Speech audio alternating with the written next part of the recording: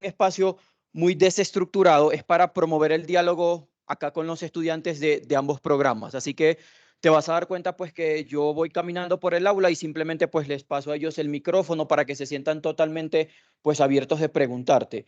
Y creo que uno de los aspectos que me gustaría destacar, y de hecho por ahí estaba en las preguntas que yo te compartía, era pues entender desde los éxitos, pero también desde los fracasos. Yo creo que a veces nosotros tenemos la mala concepción de que invitamos a un ejecutivo del entorno local y pensamos que nos va a contar qué están haciendo bien, dónde les ha ido bien, así que nos encantaría también los dolores de cabezas que enfrentas en el día a día. Vamos a hablar de uno de los temas más complejos, porque siempre aquí en la clase decimos es que pues nosotros como seres humanos y el talento es lo más complejo de gestionar en las organizaciones. Así que siéntete en total confianza de compartir con nosotros cuáles son esos desafíos a los que te estás enfrentando en el día a día. Así que bueno, Antonio, iniciamos entonces el conversatorio. Nuevamente agradecerte por el espacio y lo primero que quisiera pedirte es que te presente entonces con todos nosotros. Bueno, claro que sí, Moisés. Primero, pues un saludo muy especial para todos, para tus estudiantes, para las personas que están conectadas y nos van a escuchar hoy. Qué gusto y qué grato es pues para mí y para ISA Intercolombia ser invitados pues a compartir experiencias en este espacio. Entonces, bueno, ¿quién es Antonio Hoyos? Pues yo diría que lo primero es contarles el papá de Pablo, un niño hermoso de 22 meses y un hombre felizmente enamorado de Lina desde hace ya unos 7 años. Además de eso, soy ingeniero industrial de la Universidad de Antioquia. Tuve pues la oportunidad también de estudiar una maestría en sistemas de la Universidad Nacional C de Medellín y un poco más recientemente también tuve la oportunidad de realizar una maestría en economía aplicada en la Universidad de AFIT.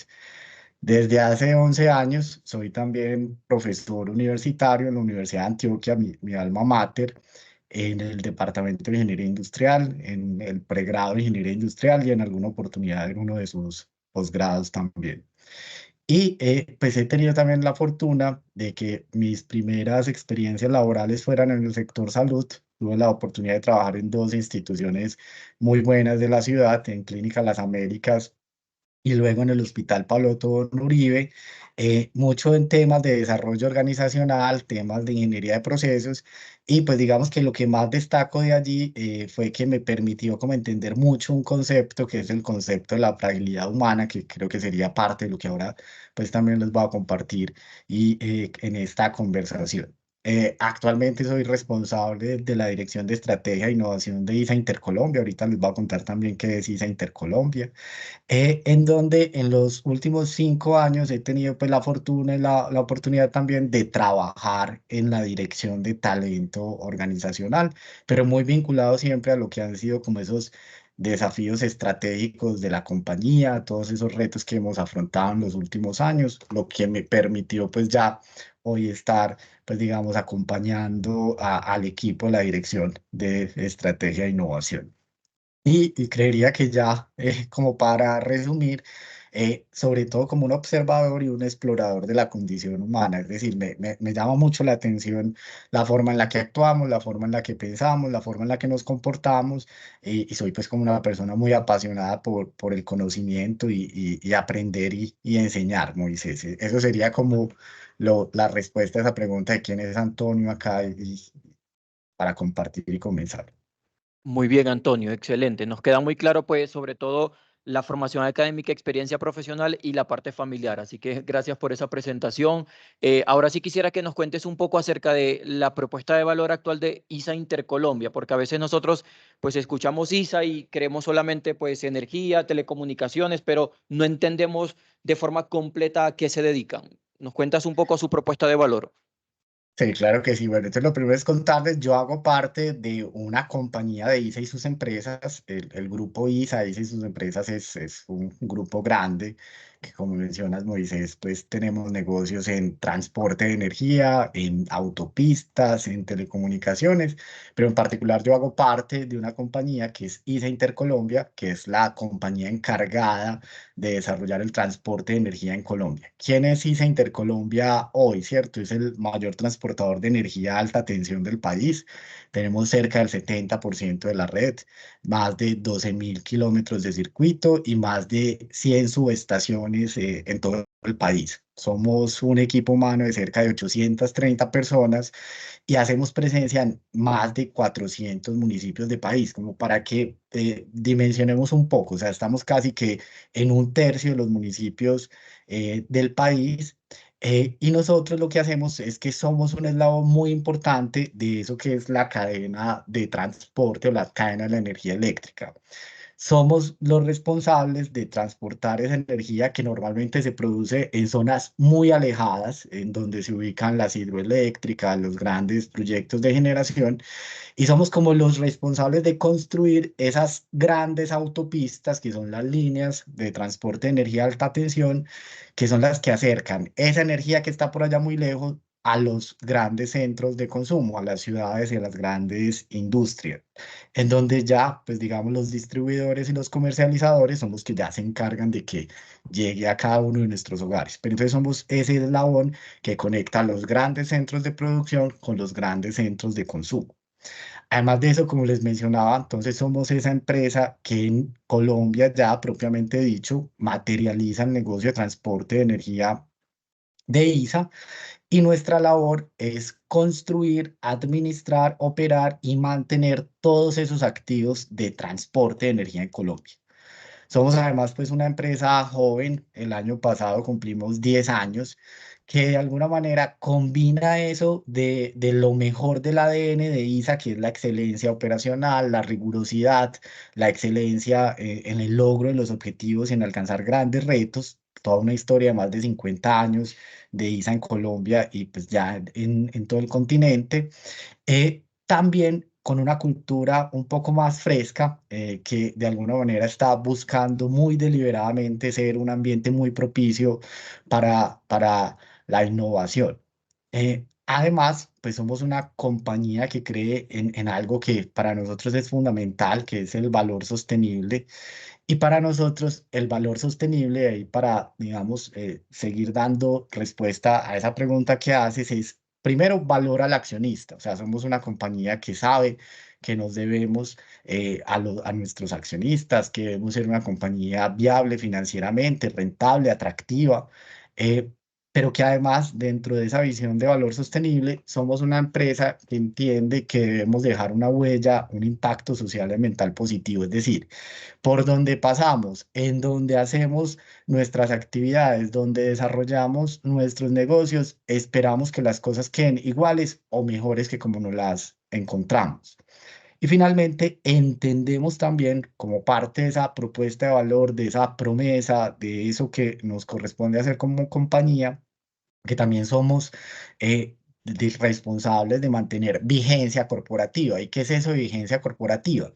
Que realmente seamos un jugador relevante, que seamos un jugador influyente, que tengamos la posibilidad de impactar positivamente en nuestro entorno y que de alguna manera, pues digamos, en los países donde operamos, contribuyamos de manera muy activa a su desarrollo, pero que también estemos en la avanzada de la tecnología, que también seamos innovadores y que realmente no solo hagamos muy bien lo que hacemos hoy, sino que seamos una organización ambidiestra que también está pensando en el futuro y que está asegurando la sostenibilidad de la compañía, pues digamos como a largo plazo. Entonces, todo eso es ISA Intercolombia y no está de más pues decir que para mí es todo un honor pues estar acá en nombre de esta compañía y de su equipo humano y muy especialmente del equipo de la Dirección de Estrategia e Innovación, pues compartiendo con ustedes.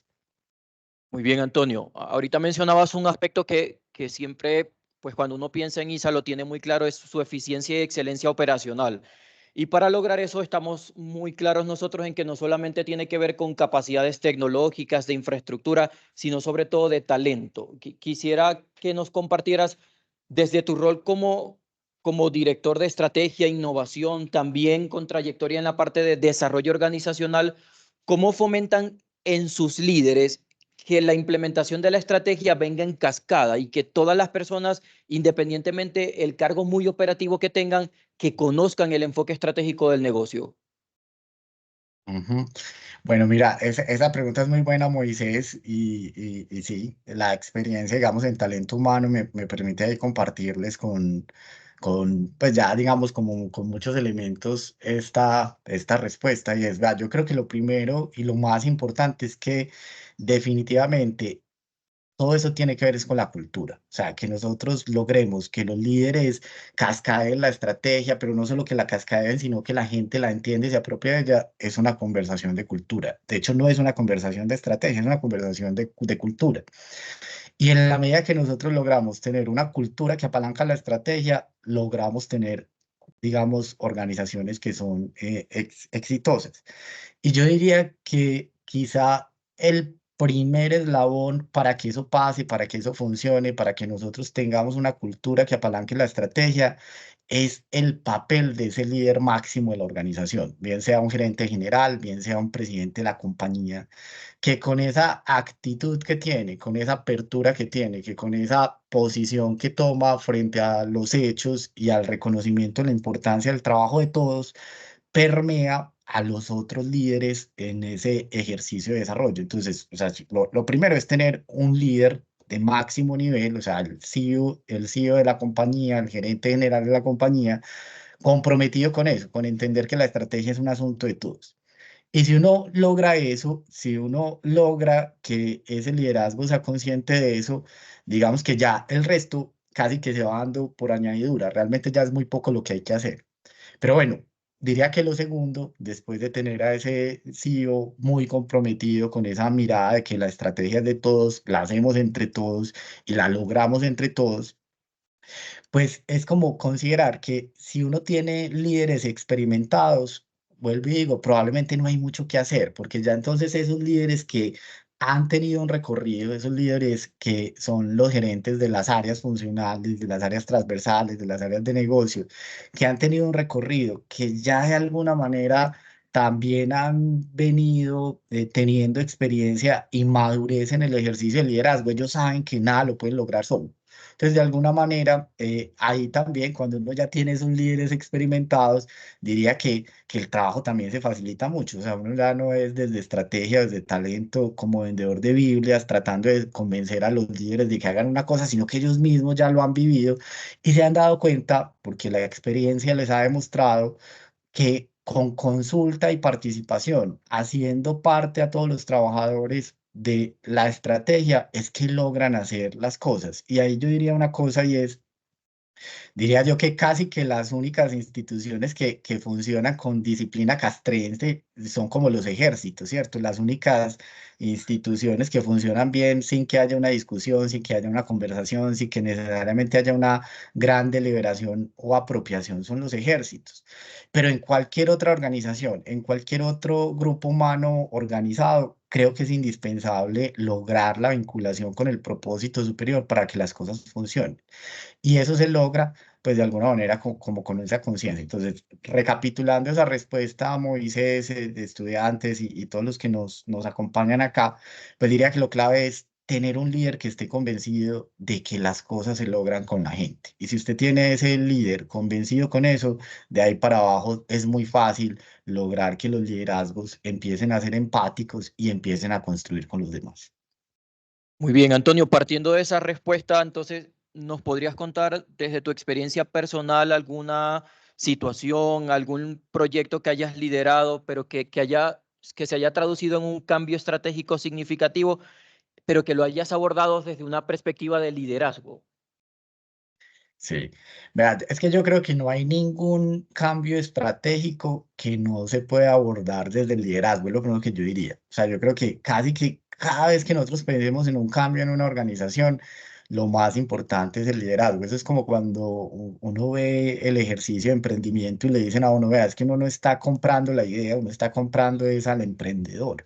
Y yo creo que eso pasa en las organizaciones todo el tiempo y es todo cambio de verdad es un cambio de liderazgo, todo cambio de verdad es un cambio de visión, de paradigmas y de forma en la que hacemos las cosas. Entonces, eh, digamos que se me vienen a la cabeza muchas cosas. Yo he tenido la fortuna en estos 5 años que llevo pues en Intercolombia de participar y estar, digamos, muy involucrado en varios de los momentos claves y desafíos que hemos tenido como compañía cuando nos llegó el COVID, cuando también fuimos comprados por el grupo Ecopetrol. Ustedes saben, hoy somos parte del grupo Ecopetrol. Eso fue un proceso que también nos llevó, pues, de alguna manera a repensarnos muchas cosas, pero particularmente hay una experiencia reciente que estamos viviendo en la compañía y es precisamente esto que tengo aquí arriba que se llama Solucionarte.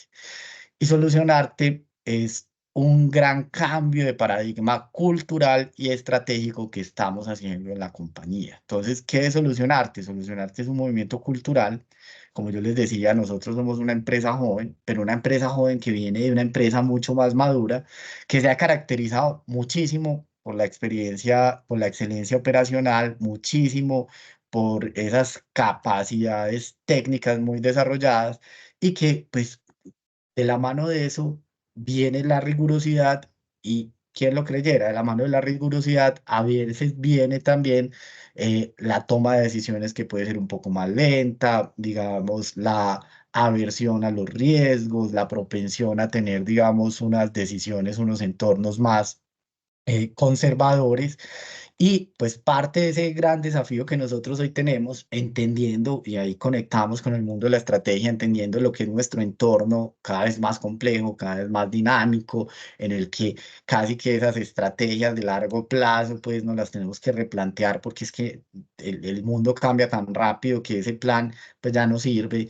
Entonces, estamos en este momento en una transformación cultural que busca que seamos cada vez más ágiles, más adaptativos, más flexibles, digamos, capaces de hacer las cosas de manera distinta. Entonces estamos en un proceso de transformación cultural importante, un cambio muy estratégico para nosotros, en el que venimos derrotando y derribando paradigmas que nosotros teníamos en la compañía y en el cual de alguna manera hemos trabajando en acabar con todas esas desesperanzas aprendidas que van también acumulándose en la organización para mostrar que sí podemos hacer las cosas distintas, pero todo eso ¿para qué? Para lograr de mejor manera nuestra estrategia. Entonces les voy a poner como ejemplos. Lo que hicimos este año con el lanzamiento de este programa, de esta gran iniciativa que no fue fácil, nos tocó pues ahí hacer, digamos, mucho trabajo de convencimiento. Afortunadamente, pues tenemos un gerente que cree mucho en estas iniciativas y no las apalanca. Retar el paradigma. Entonces, ¿qué hicimos? Lo primero fue que identificamos tres grandes problemáticas que teníamos como organización. Uno, todo lo que era la mejora en nuestro proceso de abastecimiento.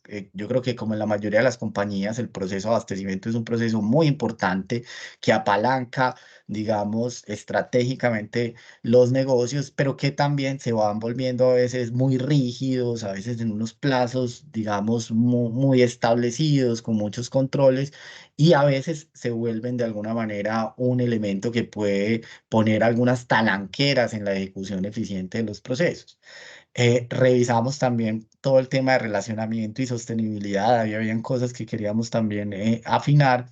Y también nosotros en Intercolombia, además de todo eso que les conté, también tenemos una función muy importante en ISA y sus empresas, y es que somos los responsables de administrar y operar el centro de servicios para todo nuestras operaciones en Latinoamérica. Entonces, también estamos muy interesados en desarrollar y seguir madurando nuestra capacidad de atención, nuestra experiencia de usuario, nuestra mejora del servicio.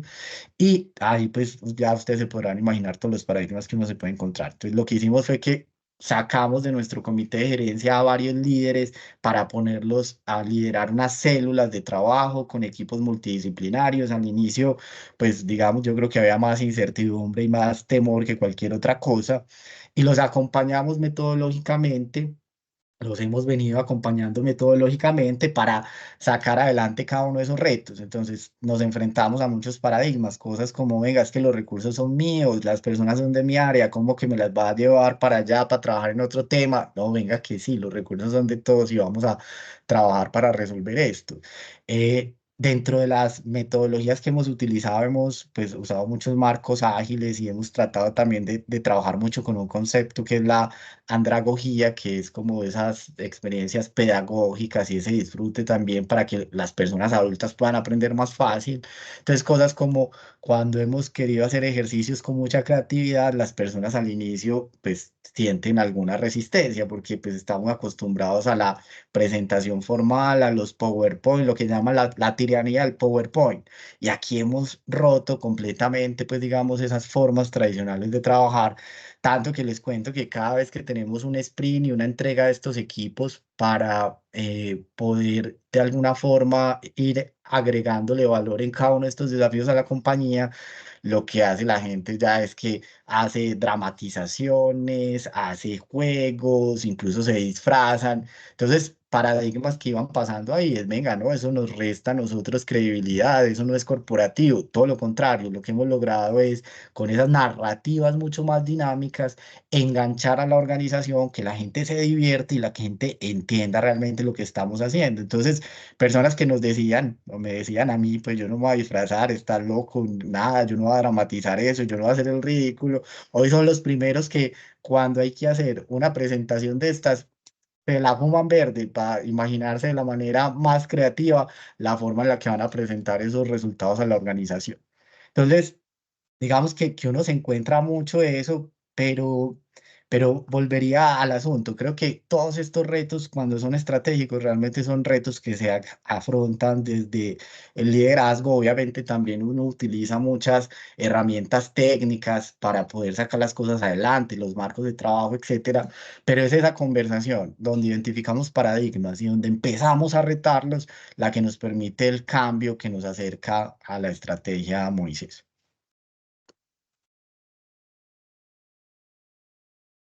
Hola Antonio, buenos días. Wilson Sánchez, estudiante del MBA. Primero, gracias pues por la apertura y la disposición para compartir tus experiencias con nosotros. Dos preguntas. En esa búsqueda de viabilizar la estrategia, ¿qué herramientas usan pues como para reducir incertidumbres y riesgos, ¿cierto? En riesgos estratégicos. Y dos, ahora hablabas, la segunda, hablabas de la importancia de líderes experimentados. Yo reconozco pues el valor de estos líderes, pero fomenta ISA en su cultura nuevos liderazgos, liderazgos jóvenes, porque la transición pues y la transferencia de conocimientos sin duda es un tema muy relevante en cualquier organización. Muchas gracias. Perfecto. No, Wilson, muy buenas las dos preguntas. Empiezo entonces como por la primera. Yo creo que indiscutiblemente, pues cuando uno ya está planteando pues la formulación de una estrategia, pues hay distintas formas para ir como gestionando esa incertidumbre. Pues yo lo que diría es, lo primero que uno tiene que pues como aceptar cuando está haciendo estrategia, responsable de la estrategia, es que la incertidumbre nunca se reduce tanto como muchos quisieran, ¿cierto? Entonces siempre vamos a tener incertidumbre. Pero pensando que siempre vamos a tener incertidumbre, pues hay cosas que uno puede hacer. Y yo creo que lo primero que uno tiene que hacer es como leer el entorno. Entonces, obviamente, herramientas como pues, las típicas marcos que todos conocemos, el PESTEL, el análisis DOFA, esas cosas son importantes, pues son marcos que uno puede ver. Pero sobre todo es como leer muy bien el entorno.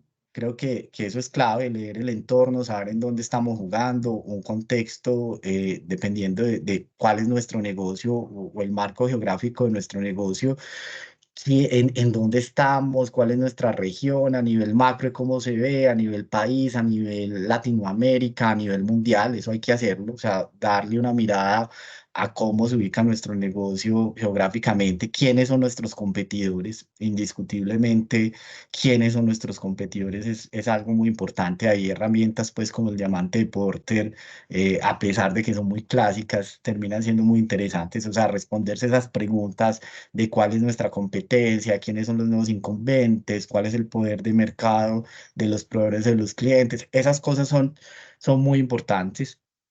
Diría yo que también una de esas cosas que uno como responsable de la formulación de la estrategia podría hacer es acompañarse también de expertos, ¿cierto? No las sabemos todas. Entonces, acompañarse cuando se pueda, cuando sea pertinente, cuando sea costo efectivo, de firmas consultoras que nos ayuden a ver otras cosas, es importante. Eso nos abre el panorama. Muchas veces, pues nosotros estamos muy enfocados en el hoy y hacer estrategia es realmente pararse desde el balcón y ver otras cosas, tratar de ver en unos horizontes a futuro. Entonces eso también funciona. Y diría que quizá una de las cosas que más nos funciona a nosotros, más nos ha funcionado a nosotros y que más, en las que más creemos es dialogar muchísimo con nuestros grupos de interés. Entonces, nosotros en ISA Intercolombia, en ISA en general, creemos mucho en el diálogo con las partes interesadas, el diálogo con los trabajadores, el diálogo con nuestros clientes, el diálogo con el gobierno, el diálogo con las comunidades, para entender cuáles son sus realidades, cuáles son sus expectativas y cuáles son también esos asuntos materiales que nosotros debemos involucrar en nuestra estrategia, pues, para ser exitosos y, como les mencionaba, pues poder generar ese valor a nuestros accionistas, ese impacto social ambiental positivo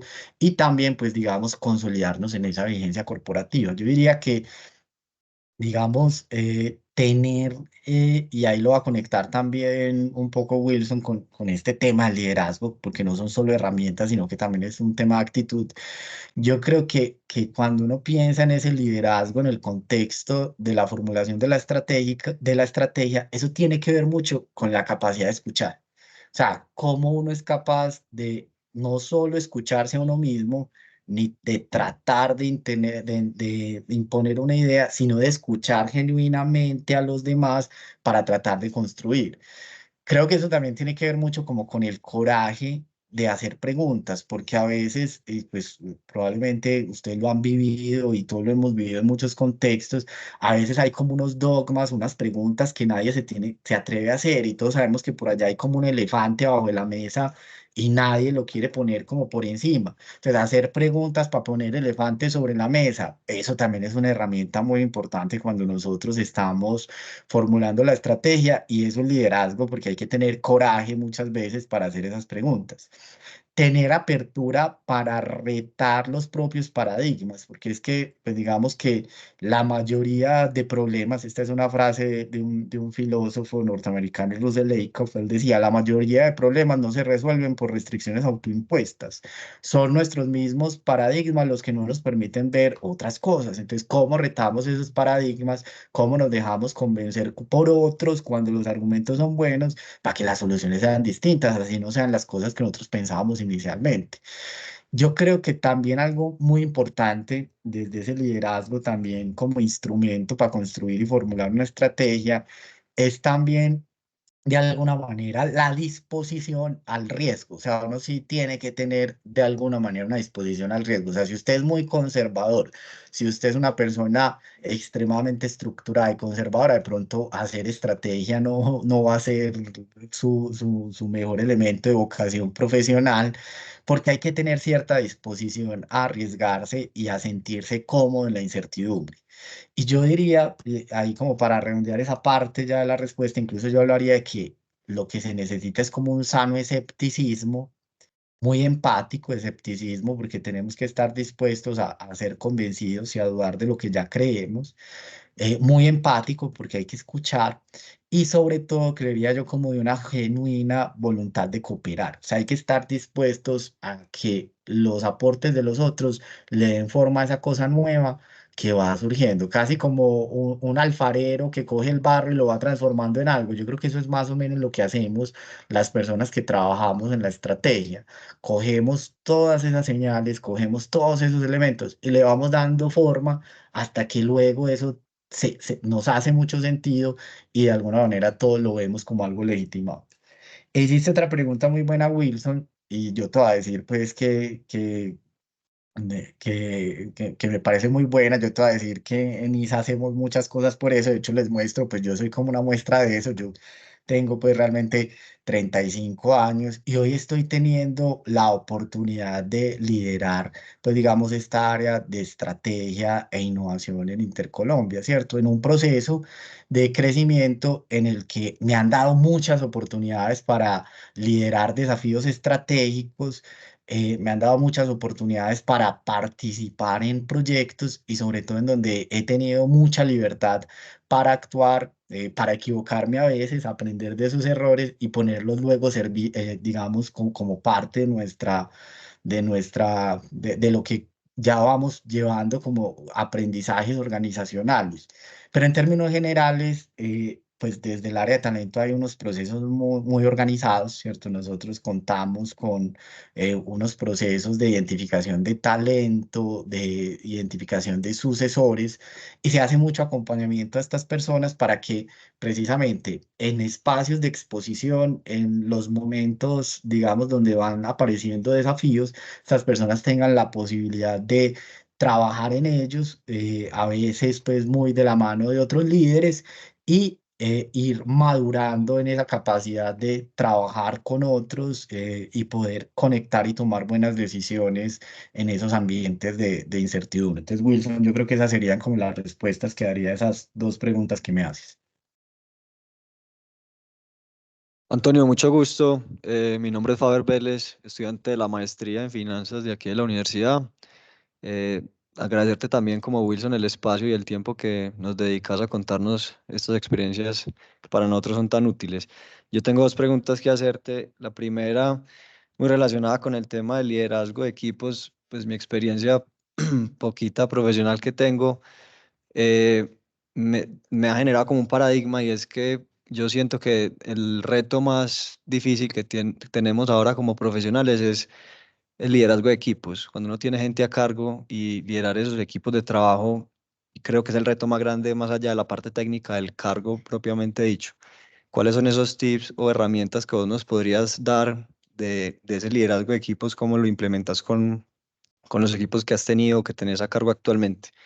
Y el segundo es un tema enfocado a la estrategia de la organización. Muchas veces en las organizaciones tenemos más o menos clara la estrategia o creemos tenerla clara y hay un punto que se nos dificulta mucho, por lo menos a mí, y es saber cuál es el tamaño de esa estructura organizacional que debemos tener para poder cumplir esa estrategia, cuál es el tamaño de organización que tenemos, cuánta gente hay que tener, en qué áreas. También si nos puedes dar ahí un poquito como de orientación al respecto. Mil gracias, Antonio. Sí, claro que sí. Bueno, Faber, muy buenas estas preguntas y voy a arrancar. Entonces, obviamente, por la primera. Y es como esos tips. Bueno, yo les cuento que yo también estoy pues desarrollando esas capacidades, estoy teniendo esas oportunidades de trabajar con pues, mi equipo de trabajo y de liderar pues distintos proyectos. Eso yo creo que eso es un aprendizaje de toda la vida. Les voy a compartir lo que he aprendido pues digamos como hasta el momento. Yo creo que lo primero es mucha confianza en los equipos de trabajo, pero es mucha confianza. O sea, si usted está trabajando con alguien y no confía en él, las cosas no van a funcionar ni van a fluir. O sea, muchísima confianza. Y esa confianza tiene que ir acompañada de mucha coherencia. O sea, porque yo no puedo decirle al equipo que yo confío mucho en el equipo, pero por el otro lado va a estar siendo un incoherente, microgerenciando el equipo, ¿cierto? Entonces, yo diría que uno es mucha confianza para que todos puedan sentirse bien. Creo que un tema muy claro es también y muy clave es fomentar ese ambiente de seguridad psicológica. ¿Y qué es eso de la seguridad psicológica? Es la tranquilidad que uno siente para ser uno mismo. Cuando uno sabe que no está en un ambiente de seguridad psicológica, cuando usted no puede ser usted mismo, cuando usted tiene miedo de preguntar, de decir, de hablar, de actuar de determinada manera, cuando usted no siente que usted puede ser usted mismo, usted como que se limita, usted como que se esconde, usted que, como que por allá quedó chiquitico. Y yo creo que uno de los desafíos más grandes que nosotros podemos tener como líderes de equipos de trabajo es asegurar que haya un nivel de confianza adecuado, confiando nosotros primero en nuestros equipos para que ellos puedan confiar en nosotros y sobre todo que haya un ambiente adecuado para conversar. Porque es que si yo estoy en un ambiente en el que cada vez que yo digo algo me dicen que eso no es, o que me estoy equivocando, o que no estoy viendo las cosas como son, o salgo regañado, con seguridad que después de intentar 2 veces como máximo dar mi opinión, no la vuelvo a dar. Entonces, eso es súper clave. Creería que otra cosa que es muy clave es ser muy abiertos con la información, ¿cierto? Ese líder que se las sabía todas, ese líder que es el que tiene que decir qué es lo que hay que hacer, ese líder capataz, eso está, digamos, mandado a recoger. Entonces, yo creo que ser muy abiertos con la información, porque entre otras cosas, pues ser muy abiertos con la información nos permite que las personas que la reciban, la procesen, tengan ideas y nos compartan también esas ideas. Hay algo ahí que también creo que es muy importante, es preocuparnos mucho por el desarrollo de los otros. Entonces, digamos que un error común que alguien puede cometer como líder, sobre todo cuando está iniciando, es pensar que el equipo es como para él, que el equipo es de él y es para él y es para los logros de la organización. Lo que yo he venido como entendiendo y creo que también me ha venido funcionando es entender que no, que uno como líder está al servicio del equipo y al servicio de la organización. Entonces, en la medida que el equipo también sienta que uno los está ayudando a crecer, que uno les está dando oportunidades de desarrollo, que uno les está dando exposición, que uno les está dando retos relevantes, se comprometen más y dan resultados todavía más excepcionales. ¿Cómo así? O sea, si yo soy el que siempre me voy a mostrar el resultado a la gerencia y el que voy al que me recibo todos los aplausos y pongo a trabajar a mi equipo y nunca les doy la posibilidad de que ellos sean los que muestren el trabajo y los que finalmente reciban el reconocimiento de la organización, poco a poco voy a ir minando como esa voluntad de cooperar.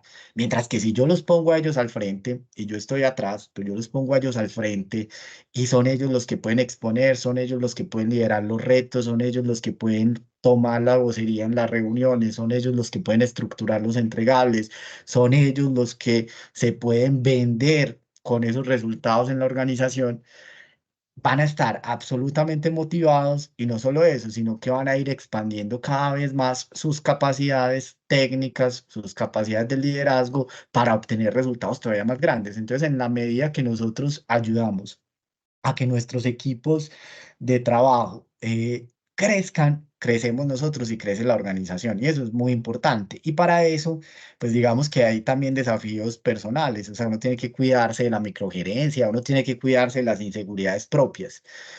Algo que en algún momento aprendí mucho, uno de mis jefes, de mis jefes anteriores, a la cual pues estimo mucho, ella me enseñó algo y pues de esas cosas que lo dejan a uno marcado, y es que la calidad de un líder se mide en la cantidad de líderes que fue capaz de ayudar a desarrollar. Entonces, si usted tiene un equipo donde solo el líder brilla y el resto del equipo como que ni se ve y como que es invisible o no tiene como capacidades desarrolladas, ojo porque hay un problema grave.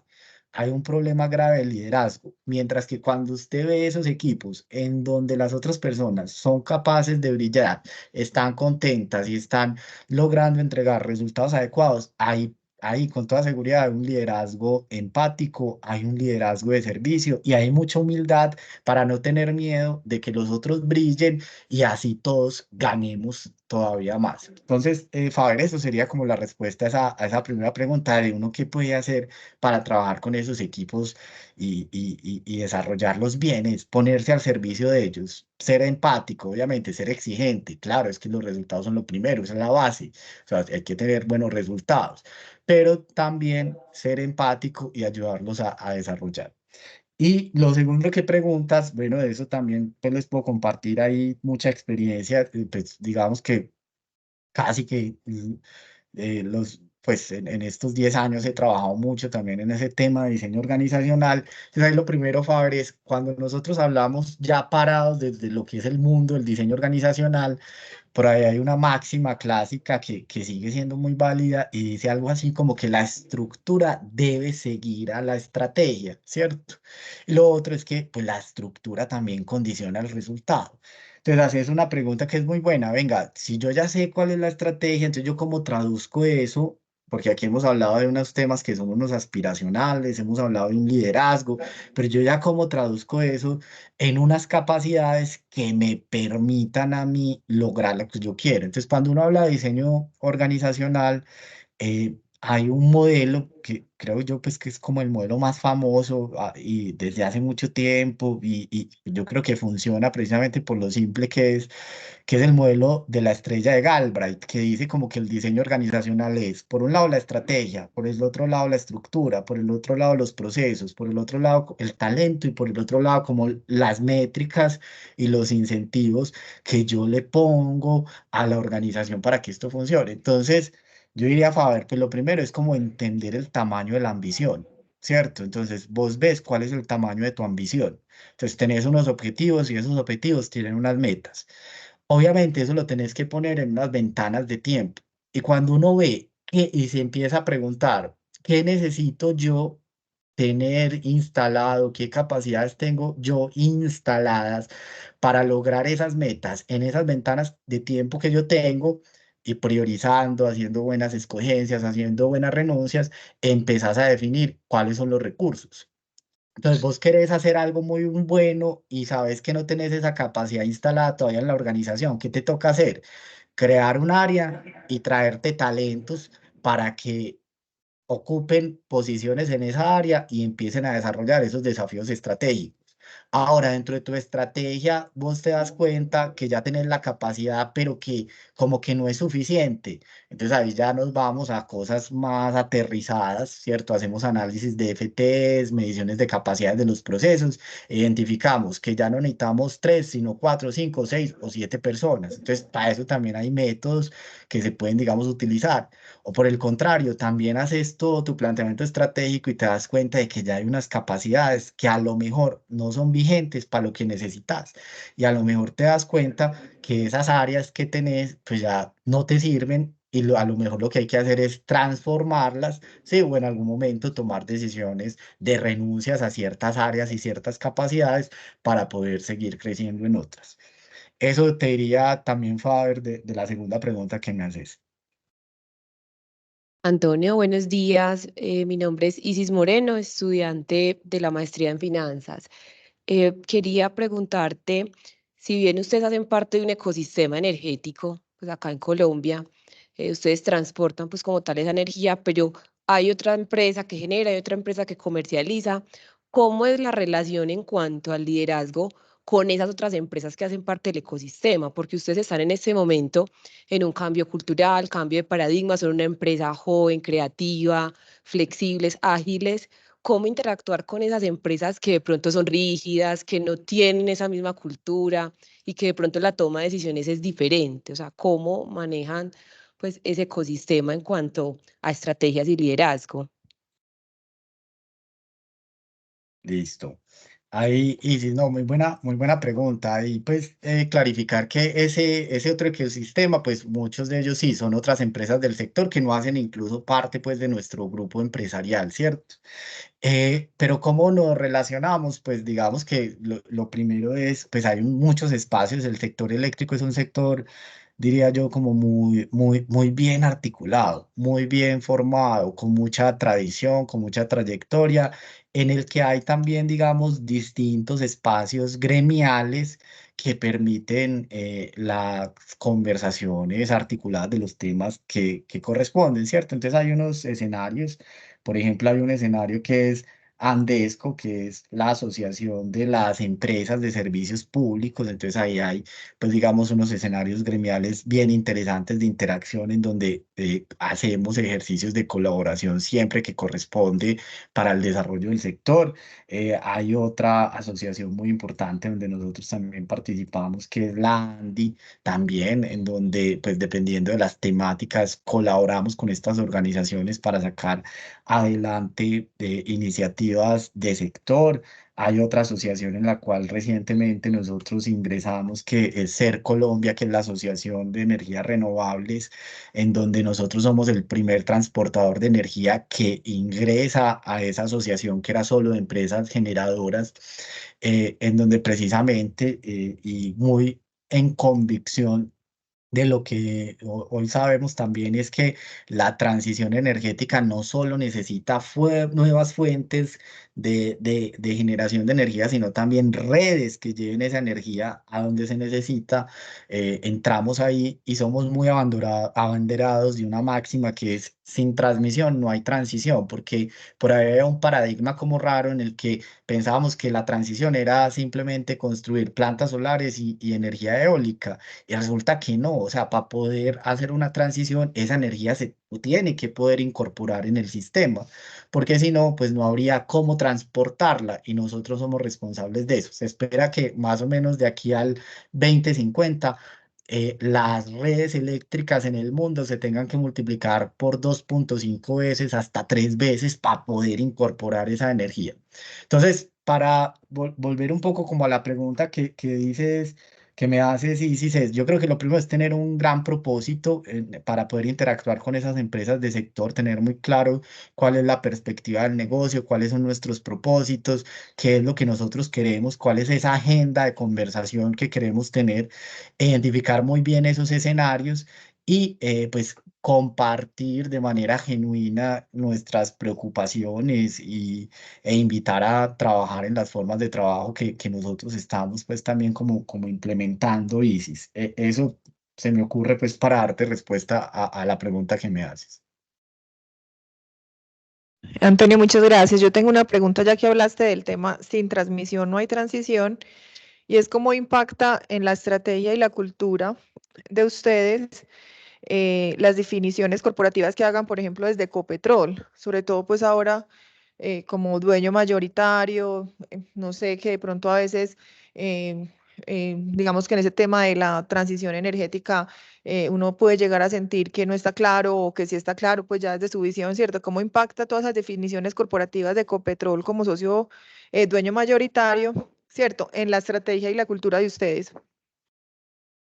Bueno, ahí contarles algo que es bien interesante, algo que pues, el mismo Ecopetrol siempre destacó y ha respetado muchísimo en esta, pues digamos, desde el momento en que se hizo la adquisición y en el momento que nos hemos integrado al grupo empresarial, y es: venga, Ecopetrol es completamente consciente de que el negocio de transporte de energía es un tema prioritario en la transición energética. Eso es lo primero.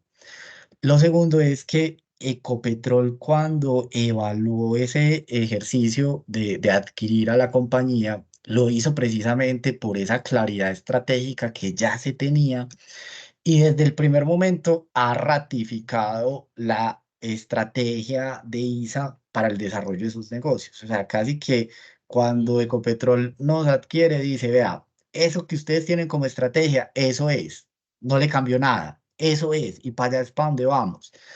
Y diría que el tercer elemento, Isis, es que desde el grupo Ecopetrol, cuando nos integramos, digamos, ha habido siempre un ejercicio muy respetuoso del gobierno, la autonomía, digamos, como administrativa. Entonces, ISA es una compañía que administra un grupo empresarial, es como una subholding asociada a Ecopetrol, pero es ISA Corporativo el que administra, digamos, íntegramente el negocio de transporte de energía. Entonces, decirte que por ese lado, pues, digamos, siempre hemos tenido mucha claridad en nuestra estrategia, en nuestro papel y también mucha autonomía de lo que es el ejercicio del buen gobierno corporativo.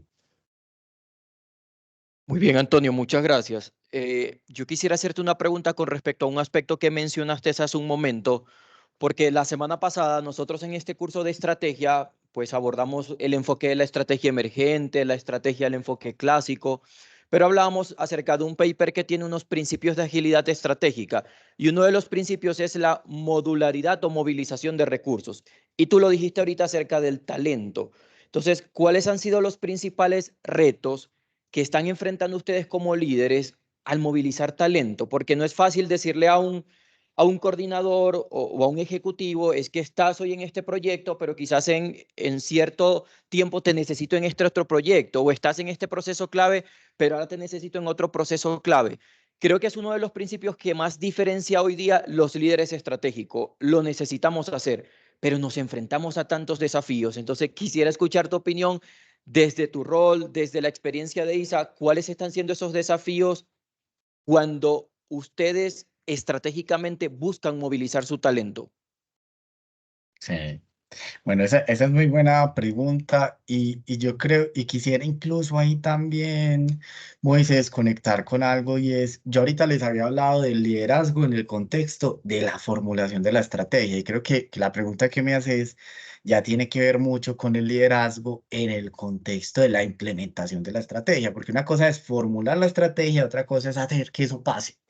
Entonces ahí quiero desarrollar un poco esa idea y responder a esta pregunta también desde ahí. Y es que definitivamente el liderazgo para la implementación de la estrategia es como diferente, o sea, o los retos de liderazgo son diferentes. Y yo creo que tiene que ver muchísimo, muchísimo con esa capacidad de conectar con los demás y de inspirar a los demás. ¿Y quién lo creyera? Pues nosotros que sobre todo pues también venimos de a veces mucho de unas compañías muy técnicas, de unos negocios muy técnicos, entonces uno creía que pues la experticia, el liderazgo estaba asociado pues digamos como a la capacidad técnica, al tecnicismo, a los números y no.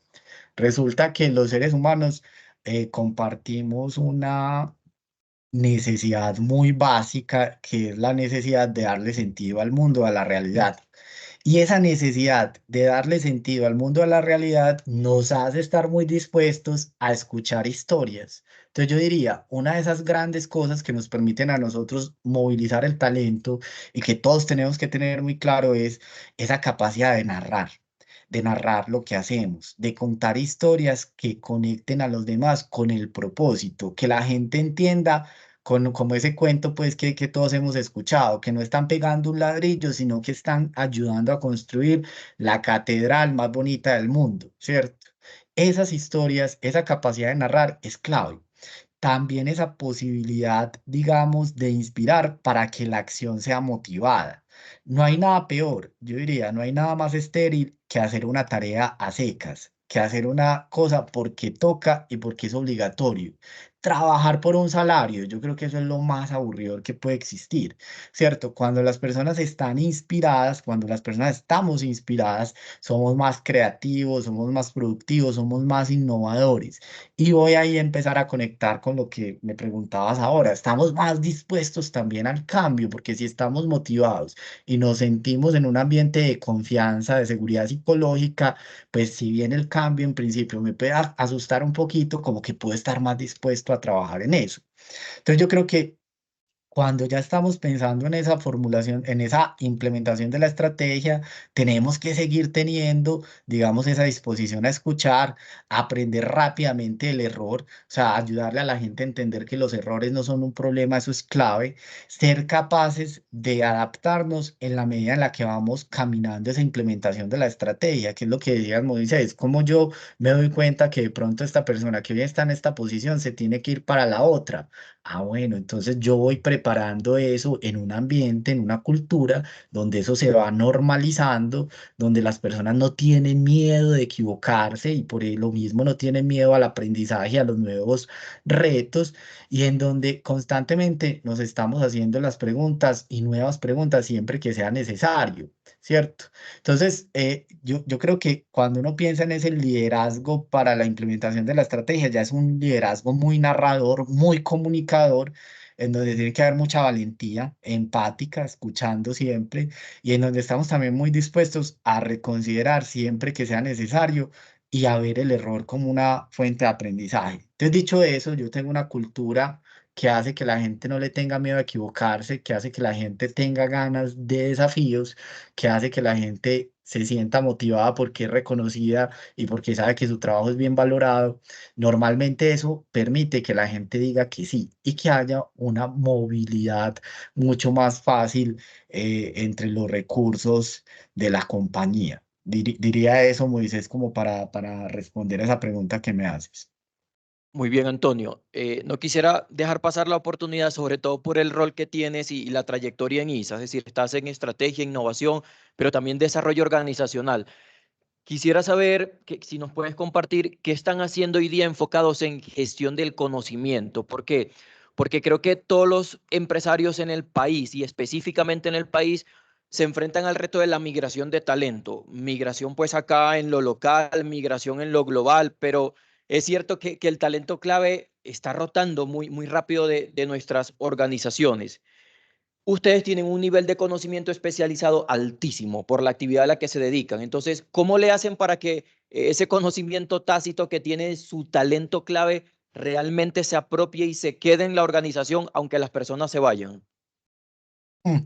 Bueno, ahí me hiciste una pregunta que eso es un reto, de verdad es un reto muy grande. Desde la dirección de talento, ahí mis compañeros y compañeras hacen un trabajo muy grande todos los días para trabajar en eso. Pero mira, te puedo mencionar algunas de las estrategias. Entonces, eso es clave, porque al final, para uno desarrollar el negocio, necesita quien lo desarrolle. O sea, yo no puedo operar los equipos de transmisión de energía de alta tensión, los equipos de las subestaciones, intervenir los transformadores sin gente que sepa hacer eso. Entonces, yo necesito cuidar ese talento y no solo cuidarlo, sino asegurar que esos conocimientos que son requeridos por la organización estén siempre disponibles. Entonces, yo creo que ustedes saben que en la gestión del conocimiento hay como etapas, ¿cierto? Yo creo que entonces desde lo más básico, tener una buena documentación de nuestros procesos, tener claros unos instructivos, de tratar de tener una documentación actualizada que nos permita tener un contexto básico de la operación de nuestros procesos o la intervención de nuestros equipos. Eso es un tema importante. Pero por supuesto, eso no es suficiente. Uno de los desafíos más grandes que nosotros hoy enfrentamos, como dice Intercolombia, es el relevo generacional. Hemos tenido gente técnica de toda la vida, los técnicos súper tesos que son capaces de intervenir estos equipos y solucionar y arreglar cualquier problema, pues en un momento ya tienen el ojo para hacer el diagnóstico que es. Y entonces uno cómo hace que cuando esta persona se jubile, pues nosotros no perdamos esa capacidad. Entonces ahí hay muchos ejercicios y ahí lo va a conectar ahorita a Faber con el tema del diseño organizacional. Para eso sirve también el diseño organizacional y es primero, como tener una muy buena claridad de lo que es la planeación de la fuerza laboral, cuáles son las necesidades de talento que nosotros vamos a tener hacia futuro. Entonces yo empiezo a ver cuáles son las necesidades que tengo de talento hacia futuro, haciendo unos cálculos donde yo veo cuál va a ser mi volumen de actividad, mi volumen de operaciones en un momento determinado. Y algo que hacemos adicionalmente es pues todos los trabajadores que nosotros tenemos son súper importantes, pero hay unos cargos que tienen unos conocimientos que son críticos para el negocio.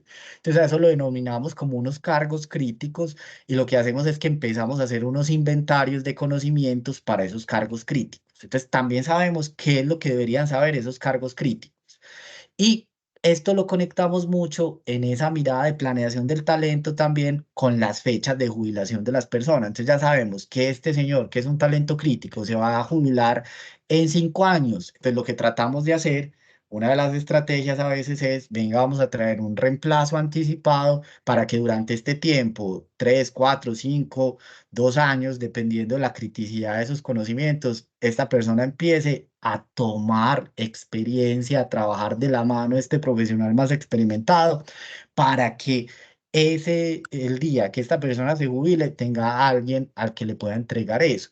Tenemos otras estrategias y son estrategias que tienen pues muchas dimensiones. Usualmente lo que hacemos tiene muchas dimensiones. Tenemos semilleros de talento, entonces también buscamos profesionales que tengan máximo 2 años de experiencia tratando de darle oportunidades laborales a los nuevos egresados para que entren a la compañía y hagan rotaciones por las distintas áreas y empiecen también a acumular conocimiento. Y en términos generales, estamos pues trabajando mucho en lo que son planes de upskilling y reskilling de competencias. ¿Qué es upskilling? Yo identifico a mi talento, sé entonces cómo está cambiando la tecnología, el mundo, los procesos, identifico que esta persona que hoy sabe esto, tiene que saber un poquito más de esto y además esto otro. Entonces, enfoco mis planes de formación para que eso ocurra. Pero también empiezo a encontrarme que hay empleos que van a empezar a desaparecer o actividades que ya no vamos a necesitar.